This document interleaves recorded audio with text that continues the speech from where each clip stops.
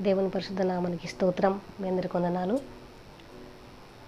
ఈరోజు ఒక మంచి మోటివేషన్ వీడియోతో మీ ముందుకు రావడం జరిగింది.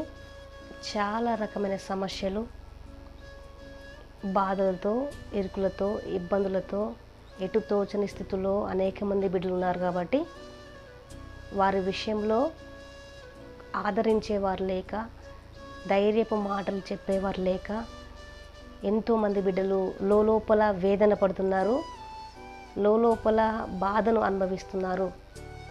ఆ పరిస్థితుల్లో ఓదార్చేవారు కావాలి, వారిని ఆదరించేవారు కావాలి, వారికి ధైర్యం చెప్పేవారు కావాలి, వారిని ముందుకు నడిపించేవారు కావాలి.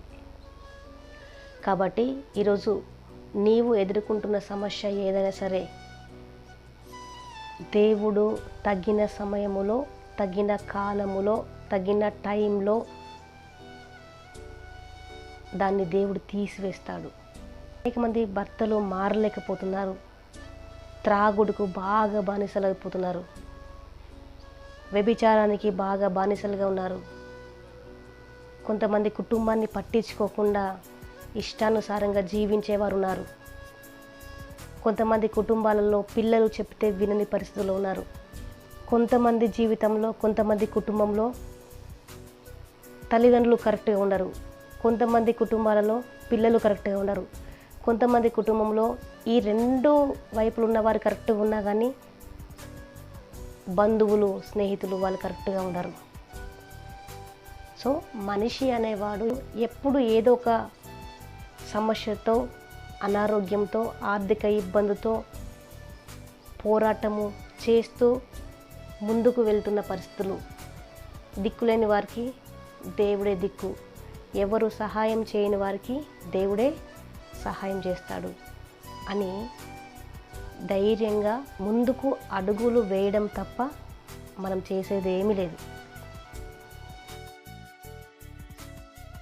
దేవుడు అంటాడు, మీరు చింతించుట వలన ఒక ఎంటుక నల్లగా కానీ, ఒక వెంట్రుక తెల్లగా కానీ చేయలేరు. మీరు మీ చింత యావత్తు అంత నా మీద వేయండి, నేను చూసుకుంటాను అని దేవుని మాట మనం గుర్తు చేసుకొని ముందుకు వెళ్ళాలి. జీవిత పోరాటంలో ఎన్నో సమస్యలు, ఎంతోమందిని ఎదుర్కోవాల్సి వస్తుంది.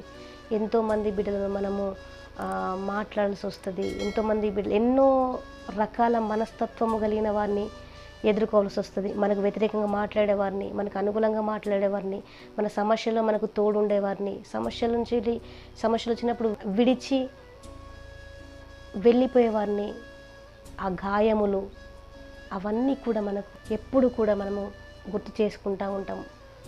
అయ్యో ఇట్లా జరగకపోతే బాగుండేది, అయ్యో నేను ఒక రాంగ్ స్టెప్ వేయకపోతే బాగుండేది, అయ్యో ఆ టైంలో నేను ఆలోచిస్తే బాగుండేది, ఈ తప్పు చేయకముందే నేను ఆలోచించుకుంటే బాగుండేది, ఈ అడుగు బయట వేయకముందే నేను ఆలోచించుకుంటే బాగుండేది అని ఈరోజు చేసిన తప్పుకి ఎంతమంది ప్రాయశ్చిత్త పడుతున్నారు, ఎంతోమంది బిడ్డలు పశ్చాత్తాపం పడుతున్నారు. వారందరికీ దేవుడు ఖచ్చితంగా సమీపంగా ఉంటాడు.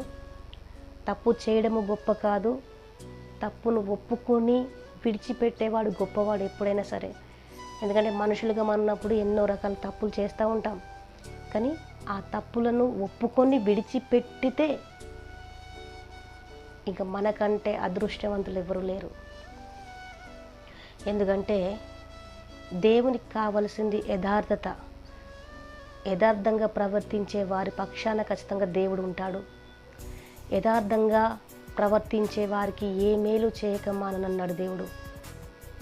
ఈరోజు చాలా కుటుంబాల్లో భర్తలు మారక, భార్యలు మారక, పిల్లలు మారక, ఆర్థిక ఇబ్బందుల చేత కొట్టుమిట్లాడుతూ, ఎక్కడ ఏ ఆధారం లేక చేసిన అప్పులు పెరుగుతూ ఉన్నాయి, వడ్డీలు పెరుగుతూ ఉన్నాయి అని ఎంతమంది బిడ్డలు బాధపడుచున్నారో. నలుదిక్కుల సమస్యలు కొట్టబడుతున్నాయి, నలుదిక్కుల వ్యతిరేకతలు వస్తున్నాయి, నలుదిక్కుల నిన్ను విడిచిపెట్టిపోయిన వారు అనేక మంది ఉన్నారు, నిన్ను మోసం చేసిన వారు ఉన్నారు. నీ చేతిలో ఏ ఆధారం లేదు, అయినా నీకు ఎందుకు ఇంత ధైర్యం అంటే మనం చెప్పాలి, యేసే నా ధైర్యం అని చెప్పాలి.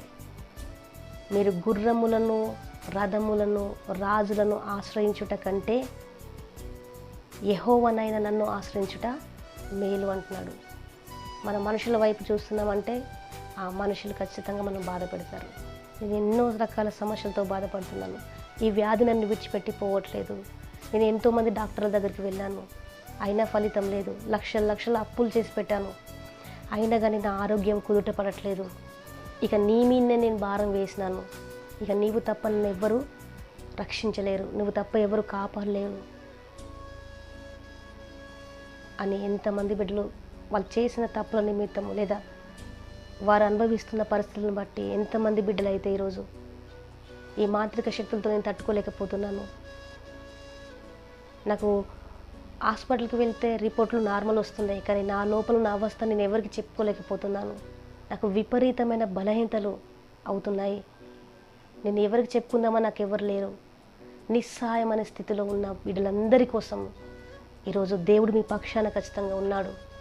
మీరు ఒక్కసారి దేవుణ్ణి, ప్రవ్వా నా వైపు తిరగండి, నా పాపములు క్షమించండి, ఈరోజు ఈ అనుభవిస్తున్న ఈ పరిస్థితిలో నేను ఉండడం నీకు ఇష్టం లేదు ప్రవ్వా, నన్ను దర్శించండి, నాతో మాట్లాడండి, నాలో నీ ఉండండి అని చెప్పి దేవుని వేడుకున్నట్లయితే ఖచ్చితంగా ఆయన మన కొరకే వచ్చినాడు. ఇలాంటి వారి కోసమే వచ్చినాడు కనుక ఆయన ఖచ్చితంగా నీ పక్షాన స్పందిస్తాడు. స్పందించిన దేవుడు నీ పక్షాన కార్యం చేస్తాడు. స్పందించిన దేవుడు నిన్ను అలాగనే మనుషుల్లాగా సాయం చేస్తామని చెప్పి వదిలిపెట్టి నడి సముద్రాన ముంచిపోయే దేవుడు కాదు. ఖచ్చితంగా నీకు సహాయం చేస్తాడు.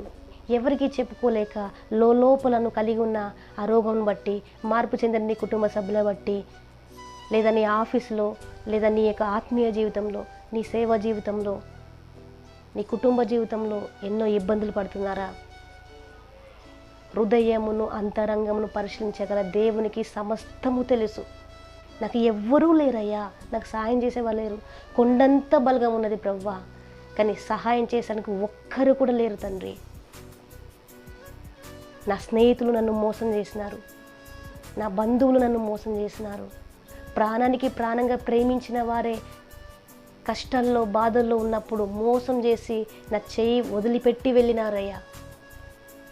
నాకు న్యాయం చేయి ప్రభువా అని దేవుని అడిగి, ఈరోజు నువ్వు కలిగి ఉన్న సమస్య ఏదైనా సరే దేవుని చేతుల్లో అది పెట్టి మనం ముందుకు వెళ్ళాలి. సేవ చేసేవారు అనేక మంది ఇంకా రావాలి. యవ్వన కాలంలో దేవుని కంటే గొప్పగా ఏది కూడా ఎంచుకోకూడదు. యవ్వన కాలంలో కాడి మోయట నరునికి మేలు. చెప్తున్నాను, ఈరోజు మీరు చేసే ఉద్యోగం పర్మనెంట్ కాదు. ఈరోజు మీరు అనుభవిస్తున్న సుఖభోగాలు పర్మనెంట్ కాదు. ఈరోజు నీ చుట్టుపక్కల ఉన్న నీ తల్లి, నీ చెల్లెళ్ళు, నీ అక్క చెల్లెళ్ళు, అన్నతమ్ముళ్ళు ఎవ్వరూ నీకు శాశ్వతం కాదు. నువ్వు సంపాదించుకున్న ఆస్తి, నువ్వు కట్టుకున్న వస్త్రాలు, నువ్వు కట్టుకున్న ఇల్లులు, నువ్వు పాలిష్ బండలు, సోఫాలు, నీ ఉద్యోగం, నీ అందరిని బట్టి గర్వపడుతున్నావా? నీకున్న తెలివితేటలను బట్టి గర్వపడుతున్నావా? చెప్తున్న ఒక మాట, అందరము మంటి వంటి వారమే, నీటి బుడగ లాంటి వారమే. ఈరోజు నీ పక్కన ఉంటారు, రేపు నీ పక్కన ఉండరు. మరి ఎవరిని చూసుకొని ఇంత ధైర్యంతో నువ్వు దేవునికి దూరంగా జీవిస్తున్నావు? ఒక మాట సూటిగా నేను అడుగుతాను మిమ్మల్ని. దేవుడు ఆరోగ్యం ఇవ్వకపోతే, దేవుడు నిన్ను కాపాడకపోతే, దేవుడు నీతో ఉండకపోతే, నీకు మంచి క్షేమాన్ని ఇవ్వకపోతే, నీవు అనే వ్యక్తివి ఈరోజు ఇక్కడ ఈ మాటలను విందువా? ఈరోజు నీ బలగాన్ని చూసుకొని, నీ డబ్బును చూసుకొని, నీ చాకచౌక్యంగా మాట్లాడి ఎవరినైనా కూల్ చేసి, ఎవరినైనా మీ మాటలతో మాయ చేసి, నేను బతికేయచ్చులే, ఇదే నా జీవితము, ఇక నాకు తిరిగే లేదు అనుకుంటూ ముందుకు వెళ్తున్న ప్రతి ఒక్కరికి ఇదే మాట. ఈరోజు నీదైతే రేపు నీది కాదు, గుర్తుపెట్టుకో. మనందరం మళ్ళీ దేవుని చేతిలోకి వెళ్ళవలసిందే. ఆయన న్యాయాధిపతిగా మన విషయంలో తీర్పు తీర్చవలసిందే. మరొక కోణం, మీరు అనుభవిస్తున్న ఆర్థిక ఇబ్బందులకి, అప్పులకి, అనారోగ్యానికి, మీ కుటుంబం మారకపోవడానికి, మీ కుటుంబంలో ఇలాంటి కార్యము జరగకపోవడానికి నువ్వే కారణం అవ్వచ్చు కదా, నీ ప్రవర్తన కారణం అవ్వచ్చు కదా, నీ పాపము కారణం అవ్వచ్చు కదా, నువ్వు దేవునికి వ్యతిరేకంగా వేసే అడుగులే అవి కారణం అవ్వచ్చు కదా. ఈరోజు నువ్వు ఎదుర్కొంటున్న ప్రతి ఒక్క సమస్యకి దేవునికి వ్యతిరేకంగా వెళ్ళి మనం ఏం చేయలేము. ఎస్, న్యాయంగా యథార్థంగా జీవిస్తూ దేవుని మాటకు లోబడుతూ దేవుని కొరకు ఈ సమస్తమును విడిచిపెట్టి నువ్వు దేవుని కొరకే అనేకమైన శ్రమలు, అనేకమైన నిందలు, అవమానాలు పడుతున్నట్లయితే, నువ్వు యథార్థంగా ఉన్నట్లయితే, ఎస్, ఈరోజు నీకు నాకు అలాంటి స్థితి కలిగిన ప్రతి ఒక్కరికి యేసే ధైర్యం. నెంబర్ 1, యథార్థంగా జీవిస్తూ ఇలాంటి పరిస్థితులు, భయంకరమైన పరిస్థితులు లేదా అనేకమైన సమస్యల చేతను సతమతమవుతూ కొట్టబడి దిక్కు తోచని స్థితిలో నువ్వు ఉన్నట్లయితే నీ యథార్థతను బట్టి దేవుడు ఖచ్చితంగా నీకు మేలు చేస్తాడు. నెంబర్ 2, ఒకవేళ ఈ సమస్యలన్నిటికీ నీవే కారణమైనట్లయితే నువ్వు దేవుని దగ్గర వచ్చి మోకాలు వేసి నీ సమస్తమును ఒప్పుకొని తిరిగి అవి చేయను, నీ మాటకు నేను లోబడతానయ్యా అని చెప్పి నిన్ను నువ్వు సమర్పించుకున్నట్లయితే కొండల్లాంటి సమస్యలు కూడా అవి మెట్టభూమిగా చేస్తాడు దేవుడు. సో నిర్ణయం నీదే. ఈ కొద్ది మాటలు దేవుడు దీవించును గాక.